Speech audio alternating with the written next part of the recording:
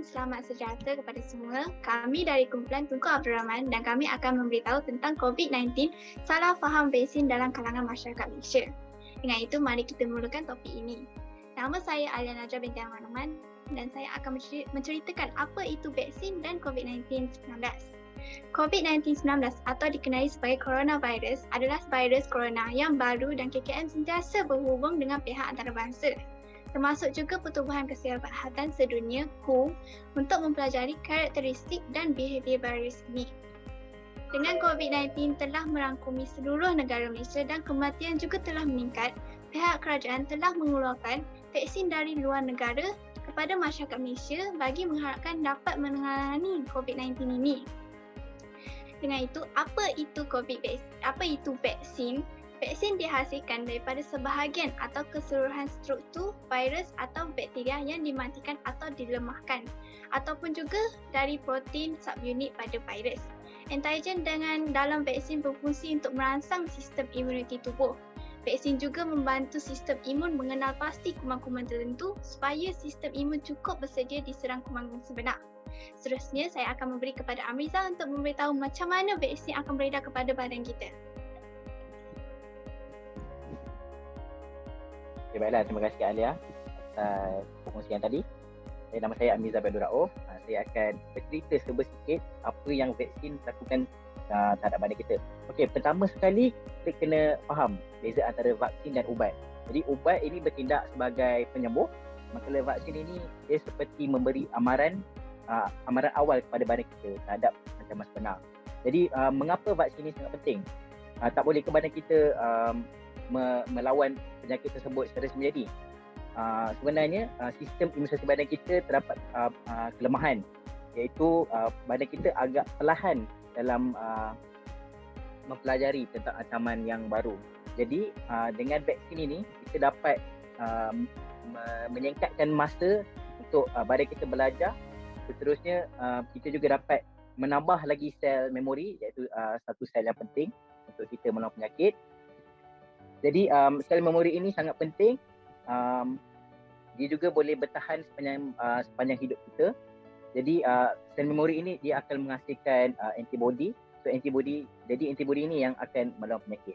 Jadi sangatlah penting untuk kita divaksin supaya imunisasi badan kita akan jadi lebih kuat.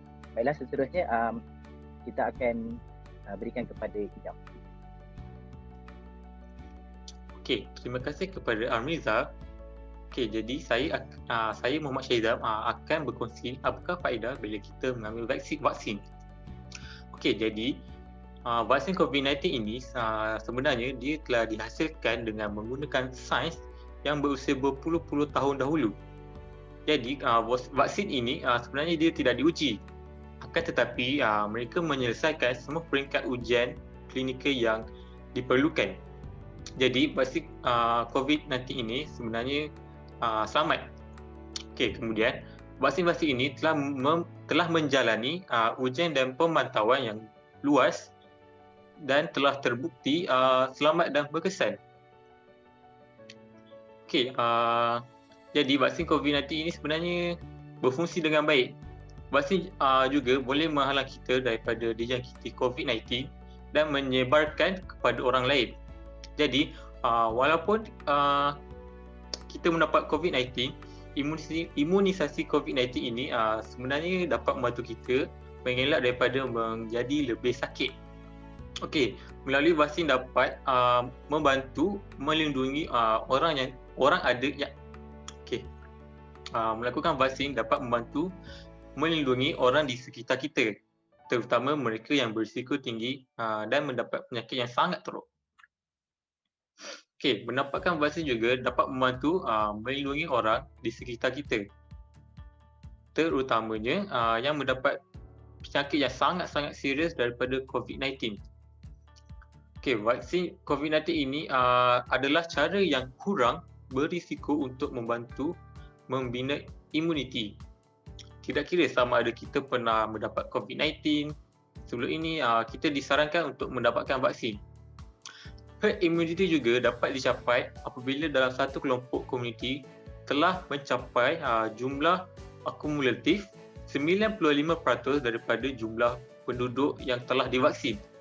Jadi akhir sekali, vaksin telah ditunjukkan dalam kajian untuk memberikan peningkatan perlindungan yang signifikan pada orang yang telah pulih dari COVID-19. Kita boleh ketahui lebih lanjut mengenai vaksin COVID-19 di website www.vaksincovid.gov.my. Okey, jadi macam mana terjadi? Okey, itu sahaja daripada saya. Okey, seterusnya macam mana boleh terjadi salah faham terhadap vaksin ini, Nurul Imanina? Nama saya Nurul Imanina. Saya akan memberitahu tentang punca terjadinya salah faham masyarakat terhadap vaksin COVID-19 adalah disebabkan pertikaian berterusan pihak tidak bertanggungjawab mengenai perolehan vaksin COVID-19 oleh kerajaan akan menimbulkan vaksin hesitancy atau keraguan melampau masyarakat terhadap vaksin. Kemudian rakyat juga kurang faham ilmu perubatan dan tidak memahami konsep bagaimana vaksin itu bertindak. Seterusnya, rakyat kurang yakin pada kerajaan disebabkan kemelut politik yang melanda negara ini dan mendorong salah faham menjadi lebih teruk. Dan timbul pula isu halal dan haram terhadap vaksin. Seterusnya, Afrika. Hai, nama saya Afrika Nurjana. Jadi saya akan sambung poin Imanina. Jadi segelintir rakyat masih mempunyai tahap kepercayaan yang rendah terhadap vaksin COVID-19. Ekoran dimomok pelbagai mitos, teori, konspirasi dan salah faham yang disebabkan yang disebarkan tanpa tapisan terutama di social media. Dan ada juga yang mengatakan vaksin ini hanyalah semata-mata Illuminati. Dan itu saja dari saya akan pass point seterusnya kepada Jaafar. Hai, nama saya Muhammad Jafarullah bin Zulkarnain. Saya seperti yang kita tahu, terdapat dua golongan anti-vaksin. Golongan yang pertama ialah golongan yang atas pagar, iaitu mereka ni was-was tentang kepentingan dan keselamatan vaksin. Dan golongan kedua ini adalah golongan yang 100% menolak vaksin diterima di dalam badan mereka. Jadi, saya akan menceritakan bagaimana menyedarkan golongan anti-vaksin ni untuk menerima suntikan. Yang pertama, KKM perlu fokus lebih kepada golongan atas pagar. Bagi mencapai imuniti kelompok memerlukan 70% ataupun 80% pemberian vaksin kepada rakyat. Jadi Pertubuhan Kesihatan Dunia WHO telah menyarankan agar fokus lebih kepada golongan atas pagar ini dengan memberi info yang betul kepada anti vaksin tersebut.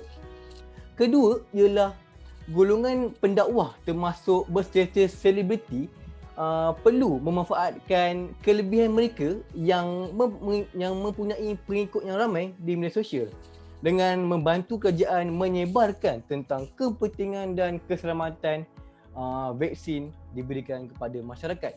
Dan akhir sekali, informasi yang ketiga ialah Parlimen di Kota Baharu telah menawarkan RM20 kepada sesiapa sahaja di bawah Parlimen Kota Baharu yang telah melengkapkan dos kedua menerima suntikan vaksin ini.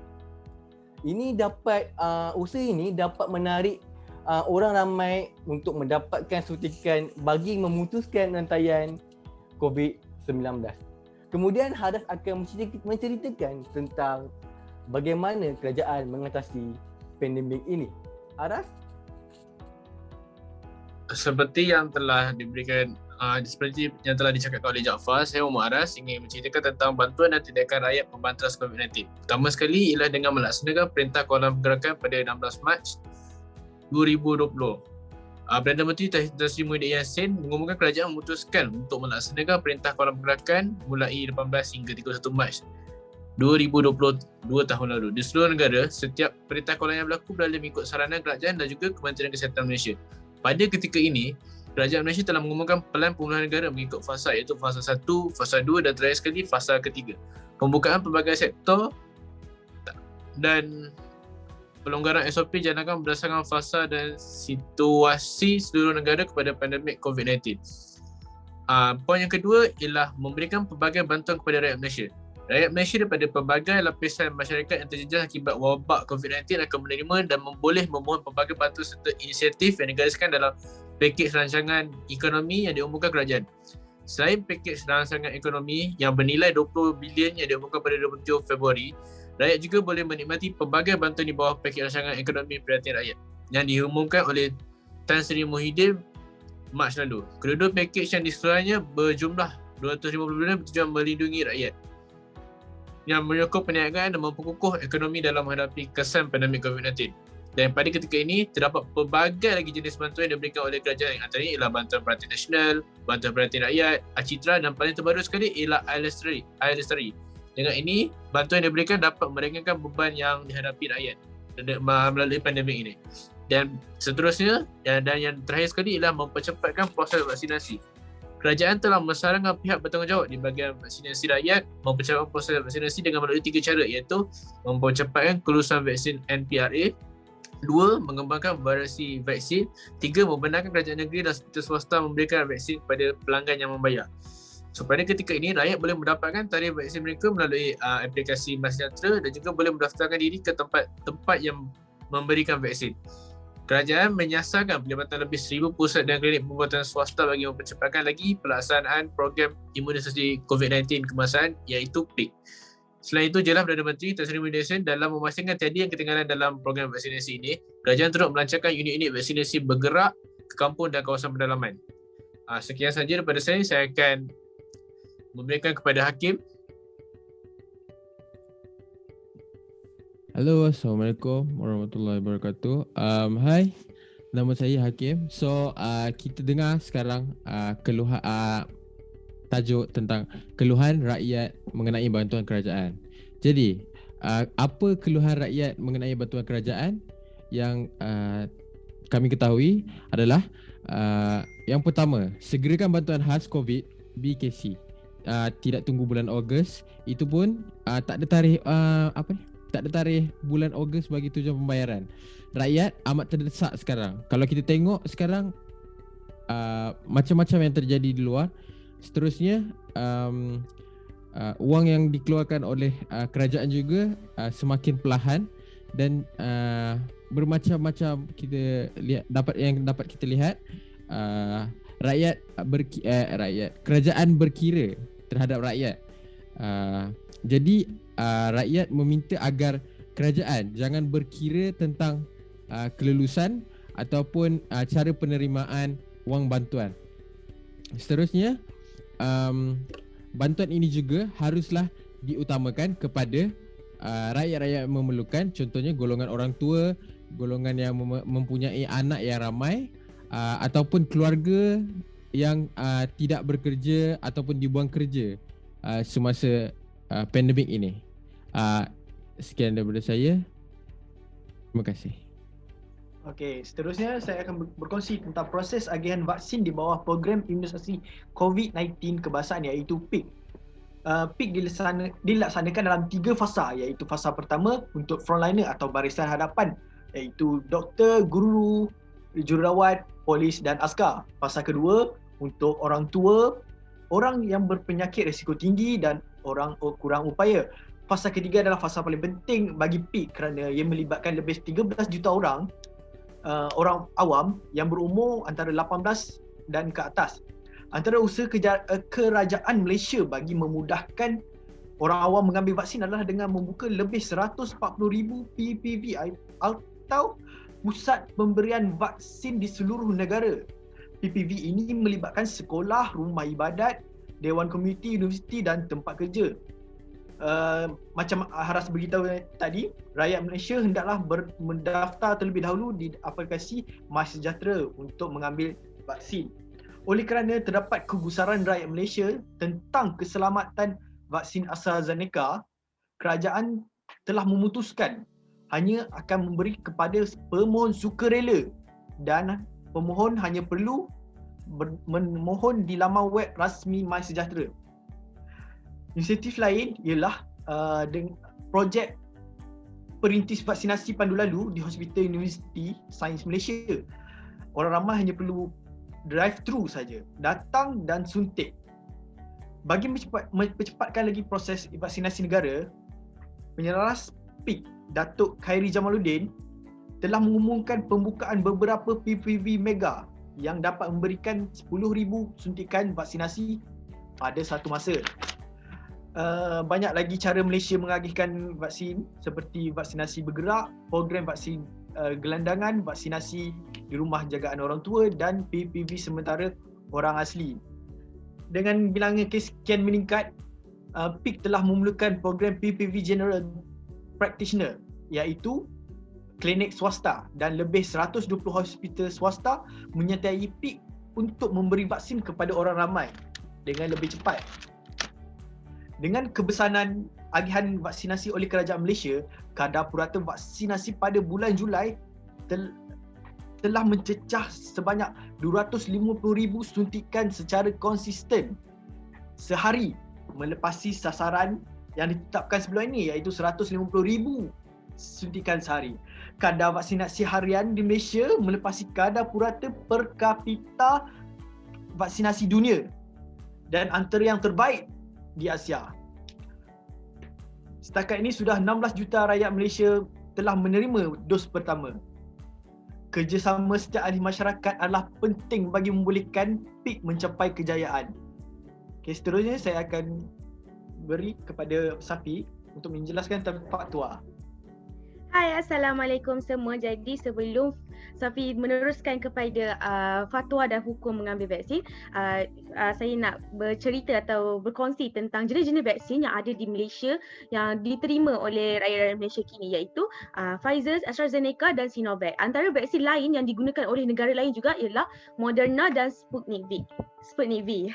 Okey, bilakah vaksin-vaksin ini akan berfungsi sepenuhnya selepas selesai suntikan? Okey, bagi Pfizer, ia berfungsi selepas 7 hari dos kedua. Bagi AstraZeneca, Sinovac dan Moderna pula 14 hari selepas dos kedua. Manakala Sputnik V pula 21 hari selepas dos pertama. Okey, kita akan ke tajuk seterusnya iaitu fatwa dan hukum mengenai pengambilan vaksin COVID-19 bagi umat Islam. Okey, mulakan dengan sepotong hadis iaitu hendaklah kamu merawat penyakit kerana sesungguhnya Allah tidak menjadikan sesuatu penyakit melainkan dia turut menyediakan ubat baginya, melainkan satu penyakit sahaja iaitu ketuaan. Riwayat Abu Daud dan riwayat Ahmad. Okey, sebelum terangkan tentang hukum mengambil vaksin COVID-19, hukum halal haram ke macam mana tu, saya akan terangkan tentang isu halal haram tentang kandungan dalam vaksin. Jadi vaksin ni sebenarnya dah lama dibincangkan oleh para ulama, para agamawan, tapi dia dikira settle issue, which is di mana pelbagai fatwa dan tempatan antarabangsa mengeluarkan dua konsep yang boleh dirujuk ataupun boleh dibahas apabila setiap ada vaksin-vaksin yang baru muncul di dalam masyarakat kita, iaitu konsep istihala dan istihlak. Jadi istihala ini adalah proses semula jadi yang memberikan kesan perubahan hukum dari haram ke halal kerana perubahan zatnya iaitu bahan sumber haram yang telah berubah struktur kimia dan ciri fizikalnya kepada suatu unsur dan sifat yang lain, maka hukumnya halal dan suci. Konsep istilah pula ialah bahan haram yang bercampur dengan bahan suci tapi kandungan dia berlipat kali ganda sehingga menghilangkan sifat dan ciri-ciri asal yang terkandung dalam bahan itu. So jadi bahan berkenaan telah rosak sifat dan ciri asalnya walaupun zatnya masih kekal, seperti mencampurkan setitis arak ke dalam air. Jadi, apakah hukum orang Islam mengambil vaksin? Majlis Mesyuarat Khas Jawatan Kuasa Muzakarah Majlis Kebangsaan bagi Hal Ehwal Agama Islam telah bersidang beberapa kali untuk berbincang dan pada 3 Disember 2020, mereka telah memutuskan bahawa hukum mengambil vaksin adalah harus pada asalnya, tapi wajib diambil oleh orang-orang yang ditetapkan oleh kerajaan kerajaan bagi membendung penularan wabak COVID-19. Kita tahu ramai di kalangan masyarakat kita sekarang merupakan seorang yang anti vaksin. Kebanyakan mereka menjadi anti vaksin disebabkan kesilapan fahaman dalam menuntut ilmu agama, kurang pengetahuan, terlalu taksub dengan agenda-agenda Illuminati sehingga mempengaruhi pemikiran, terikut-ikut dengan mesej-mesej palsu yang diterima, serta ada yang hanya Google search saja untuk mencari jawapan dan menjadikan mereka ini sebahagian daripada golongan anti vaksin. Al-Quran ada menyebut jika kita tidak tahu tentang sesuatu benda, carilah orang yang arif dalam sesuatu bidang. Bahkan ketika zaman Rasulullah pun merujuk kepada seorang pakar perubatan ketika wabak melanda Mekah ketika itu, walaupun pakar perubatan itu adalah bukan orang Islam. Di zaman kita siapakah yang kita perlu rujuk? Yang tak lain tak bukan iaitu ulul amri. Jadi sebelum Fi tamatkan kisah ini, Fi nak cerita tentang satu kisah pada zaman Rasulullah. Seorang lelaki pada zaman Nabi telah jatuh sakit dan menyebabkan satu badannya penuh dengan luka. Satu hari dia telah bermimpi basah.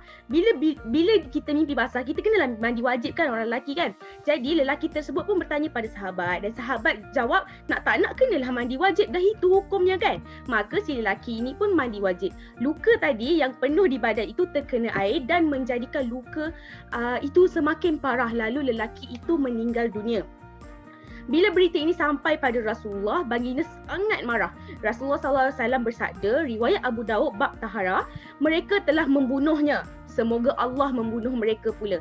Kenapa mereka tak bertanya bila tak tahu? Kerana hanya sesungguhnya ubat kepada kebodohan adalah bertanya. Kalau ditanya antara maqasid syariah, menjaga agama atau menjaga nyawa, manakah yang lebih penting? Nabi kata haruslah menjaga nyawa. Sekian, terima kasih daripada saya dan saya akan serahkan kepada Afika Nurdiana. Secara kesimpulannya terhadap tajuk besar kami, kita dapat diperlihatkan dengan lebih jelas tentang apakah itu vaksin, apakah itu bagaimanakah vaksin penting untuk sistem imunisasi badan kita, bagaimanakah untuk mengenani golongan anti vaksin, bagaimanakah tercetusnya golongan anti-vax, dan adakah vaksin ini adakah vaksin ini wajib untuk diambil oleh rakyat.